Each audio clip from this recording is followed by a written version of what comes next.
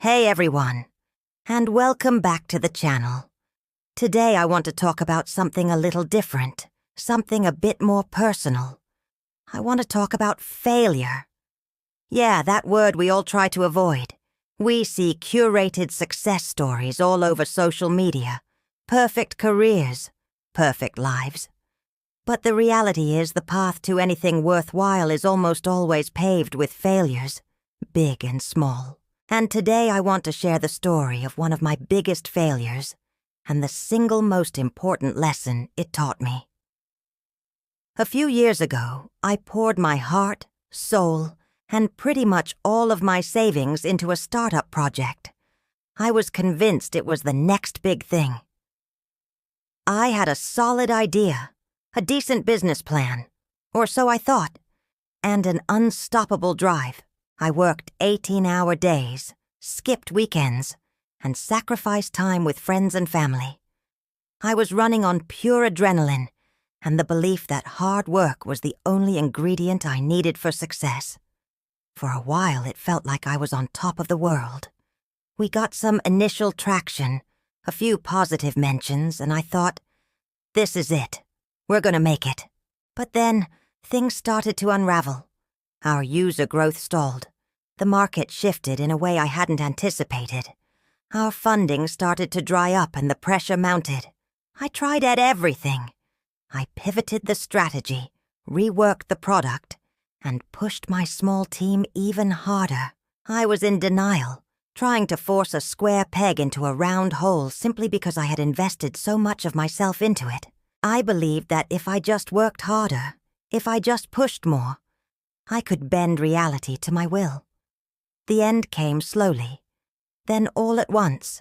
It was a painful, gut-wrenching process of letting go of the team, informing our early supporters and shutting down the website.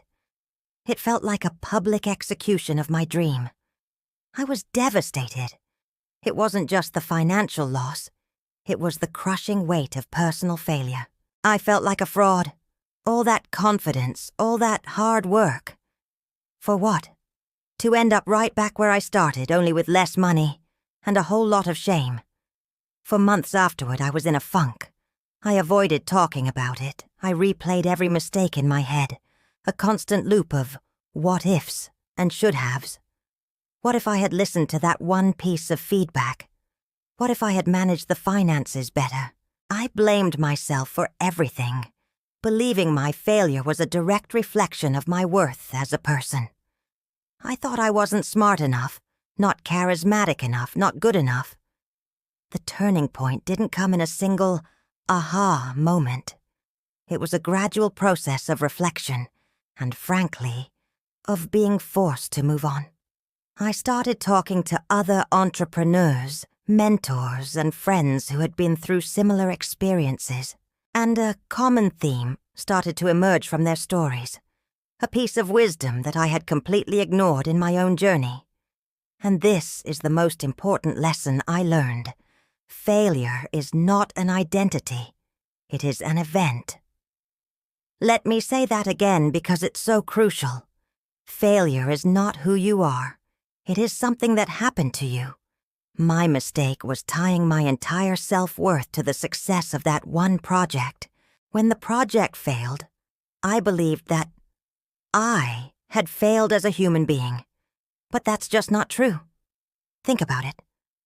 When a scientist runs an experiment and it doesn't produce the expected result, do they throw in the towel and declare themselves a failed scientist? No. They analyze the data, they learn what didn't work, and they design a new experiment. The failure of the experiment is just a data point. It's information. It's a stepping stone, not a stumbling block. Once I started to internalize this idea, everything changed. I was able to look back at my failed startup not with shame, but with curiosity. What did the data of my failure tell me?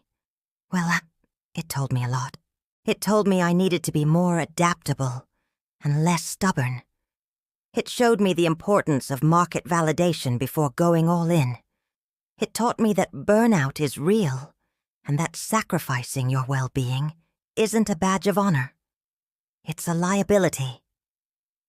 My failure became my greatest teacher. It gave me a real-world MBA in what not to do. This shift in perspective is liberating. It allows you to take risks, to try new things, to be ambitious, because you understand that even if you fall short, you haven't lost. You've learned. You've gathered precious data that will make your next attempt better. Success is not about avoiding failure. It's about what you do after you fail. Do you let it define you and paralyze you? Or do you treat it as an event, extract the lesson, and move forward, smarter and stronger? This applies to everything in life, not just business. That relationship that ended. It wasn't a failure of your ability to love. It was an event that taught you more about what you need in a partner. That exam you didn't pass? It's not a verdict on your intelligence. It's an event that highlights where you need to focus your studies. That creative project that didn't get the reception you hoped for. It's not a judgment on your talent. It's an event that provides feedback for your next creation. By separating the event of failure from your identity, you give yourself the freedom to try again. You become more resilient, more compassionate with yourself, and ultimately, more likely to succeed in the long run. The most successful people I know don't have a perfect track record. They have a long list of failures they learned from. Their success isn't built on a foundation of wins, but on a foundation of lessons learned from losses. So, if you're going through a tough time right now, if you're feeling the sting of failure, please remember this. It's an event. It's a lesson. It is not you. Take the time to grieve the loss. That's important. But don't let it become your story. Analyze the data, find the lesson, and then when you're ready, stand up, dust yourself off, and take the next step. You are not your failures. You are what you learn from them. Thank you so much for listening to a more personal story today. I hope it resonated with some of you. If you've learned a valuable lesson from a failure, I'd love to read about it in the comments below. Let's create a space where we can talk openly about these things. And if you enjoyed this video and want more content like it, please hit that like button and consider subscribing to the channel. It really helps a lot. Thanks again for watching, and I'll see you in the next one.